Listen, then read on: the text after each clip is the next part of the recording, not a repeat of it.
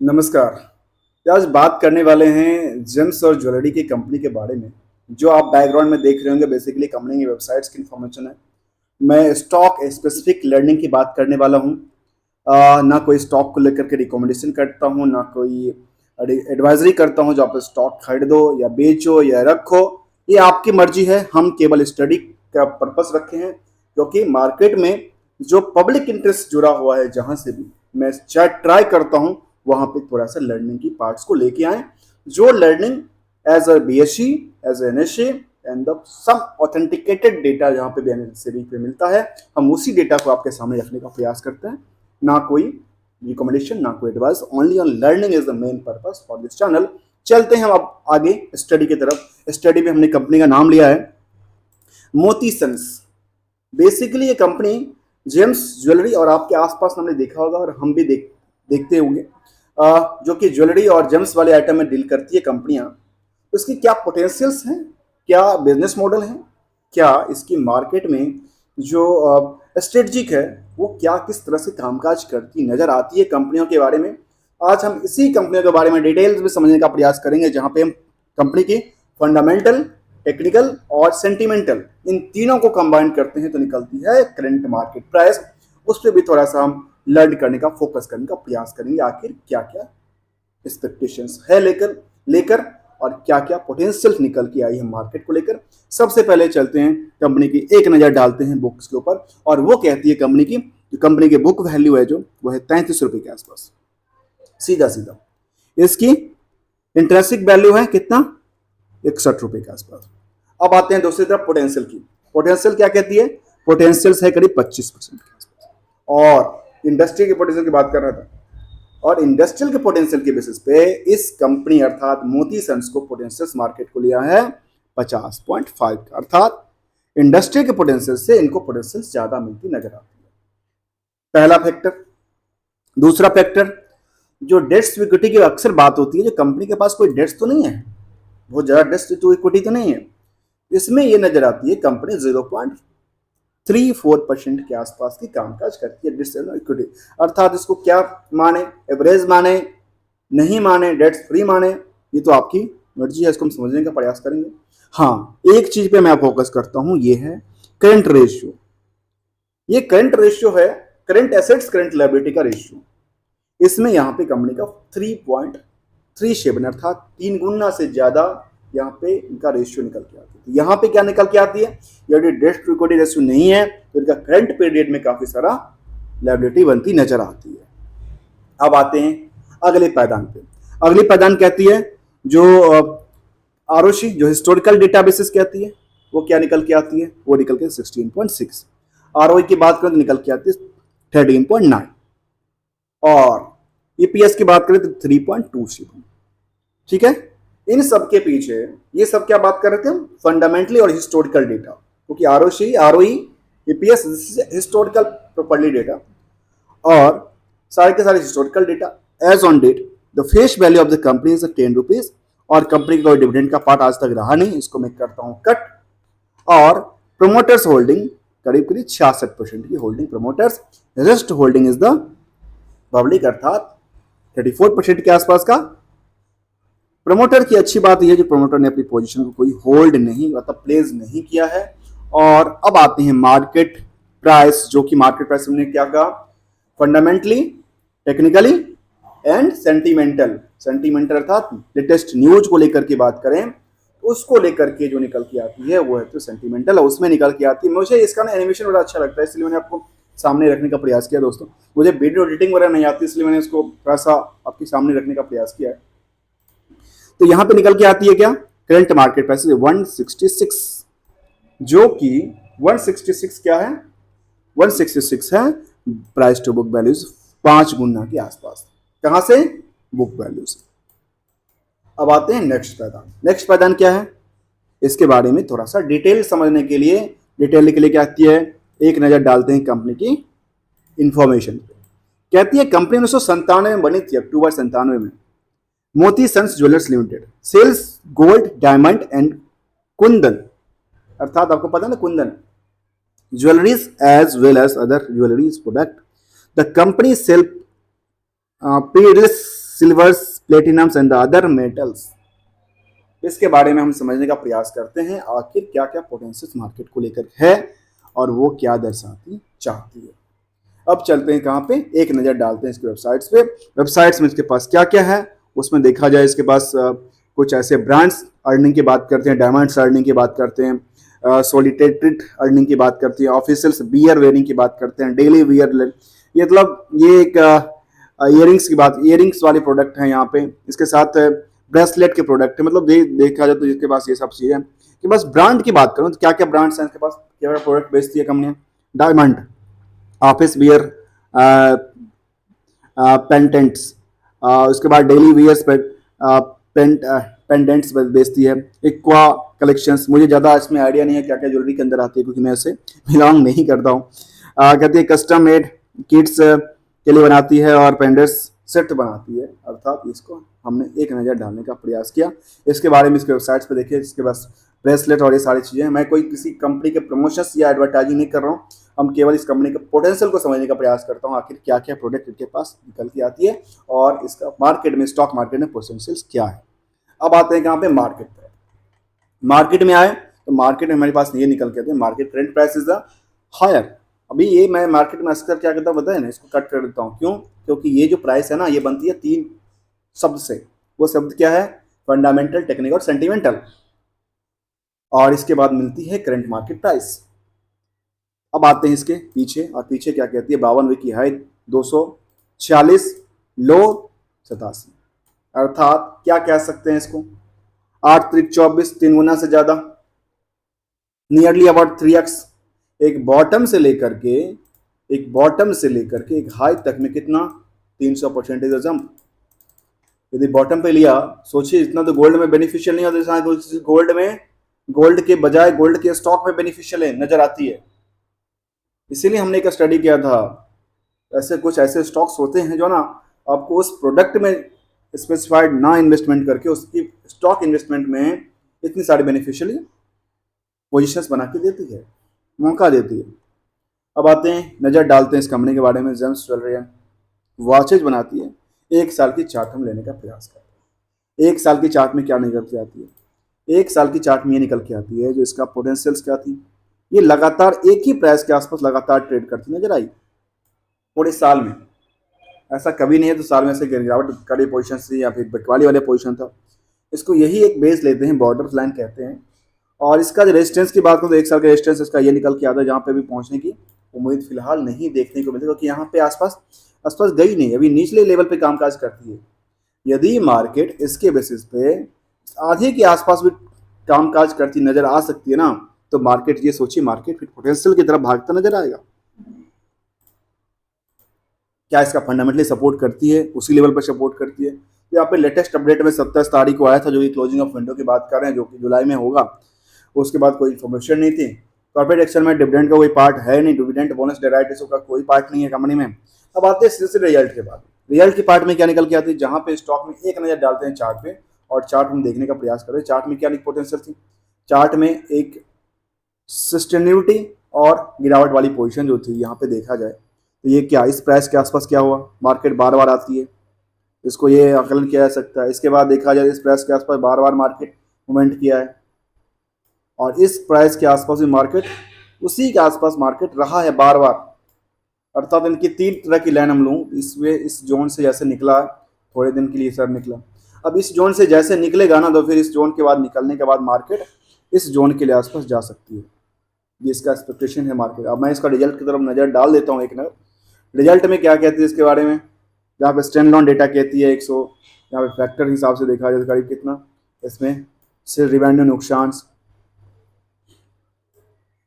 नुकसान के बाद क्या निकल के आती है, प्रॉफिट इज गेन, इसके बाद operating profit is loss, net profit is gain. अर्थात अर्थात अर्थात अर्थात समझिए, कुछ फैक्टर तो ठीक है, कुछ फैक्टर अच्छे नहीं देते, एवरेज देते।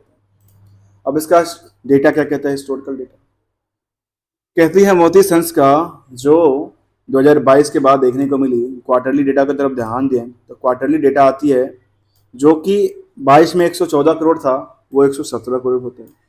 मतलब 24 में इसमें क्वार्टर में बहुत ज़्यादा पुल बैक नहीं आया, यहाँ पे 23 में अच्छी खासी। ये बेसिकली पता है एक बात आपको, जो जब एक कहते हैं ना लगन मुहूर्त का टाइम आता है तब अच्छी खासी बिकवाली होती है।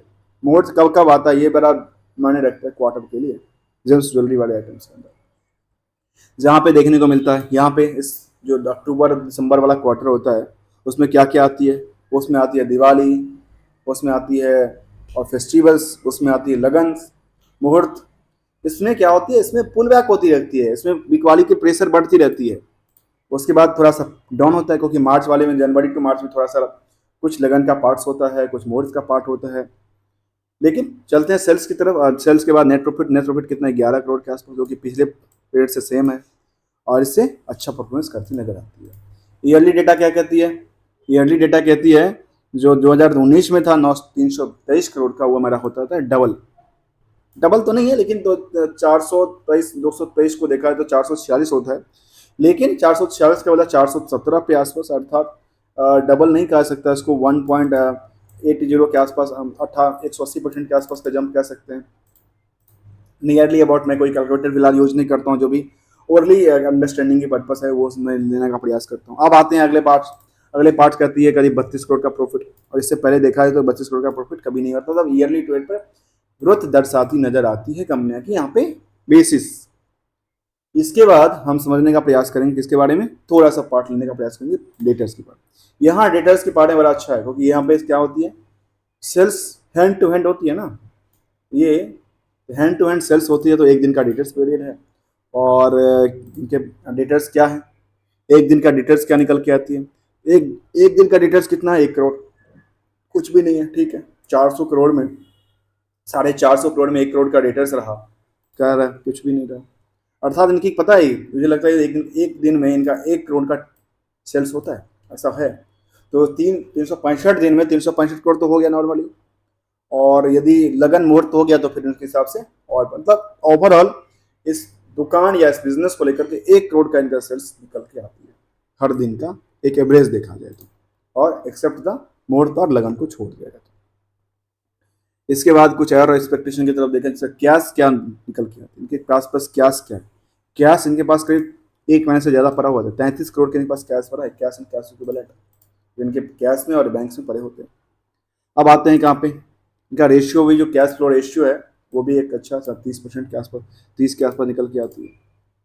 अब आते हैं second part is investors part. Investor part क्या कहती है इस कंपनी के बारे में, तो निकल के आती है 66% होल्डिंग इज द प्रोमोटर्स और 34% होल्डिंग इज द पब्लिक।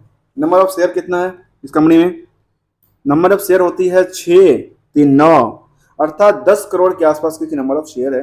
वो 10 करोड़ में क्या क्या इम्पैक्ट पड़ती है उसको समझने का प्रयास करेंगे, क्या क्या सोचती है इन्वेस्टर्स। और इन्वेस्टर में निकल के आती है यहाँ पे DI FI की पार्ट बिकवाली करके चली है, DI कुछ है नहीं, और FI जो पब्लिक है, पब्लिक में करीब 29% होल्डिंग है, क्योंकि यहाँ पे इस पीरियड में दिसंबर के बाद FI ने बिकवाली कर दी। अब मैं यहाँ पे पीछे आता हूँ, अब यहाँ पे क्या हुआ, FI ने कब बिकवाली किया, ये बेसिकली मार्च क्वार्टर में आकर के इनके पास क्या हुआ था, मैं एक बार आंकलन करता हूँ आपके सामने।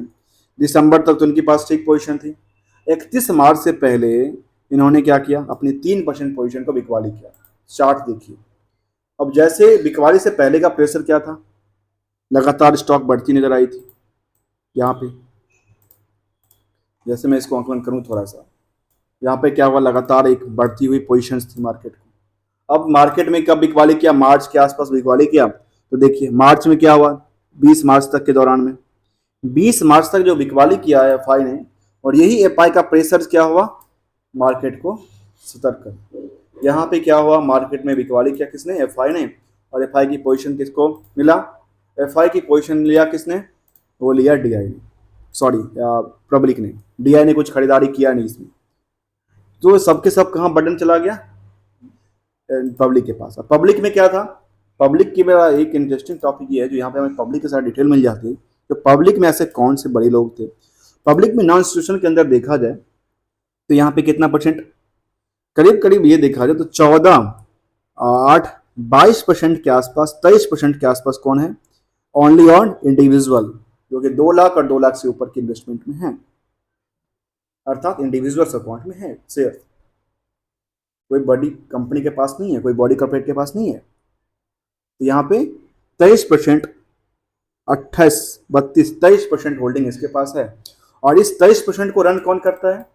इस 23% को रन करता है मार्केट के कौन?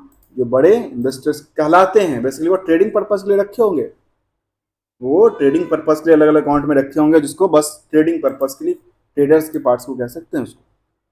29% में 23% की होल्डिंग किसकी? देखिए ये जो बिकवाली तो होती नहीं है, तो रेयर केस की बिकवाली होती है, स्टेबल है। रेस्ट बिकवाली कौन होता है? इन सब में बिकवाली का प्रेशर रहती है, इनको जब चाहते हैं मन करते हैं बिकवाली कर देते हैं। अब आते हैं आगे की पोटेंशियल क्या निकल के आती है। जहाँ पे हम एक चार्ट को तरफ देखा जाए तो कंपनी की परफॉर्मेंस लेवल क्या आज डेट में दिखती है। तभी 6 महीने पहले लिस्टिंग की बात हुई थी और इसकी लिस्टिंग की चर्चा करेंगे, लिस्टिंग गेन की तरफ एक नज़र डालने का प्रयास करेंगे इस कंपनी के बारे में। जहाँ पे हम लिस्टिंग वेबसाइट मेरे पास है उसको हम खोलने का प्रयास करते हैं और इसका नाम सर्च करते हैं, मोती सर्च करने का प्रयास करते हैं। मोती सन्स के बारे में लेके आते हैं, मोती सन्स क्या कहती है।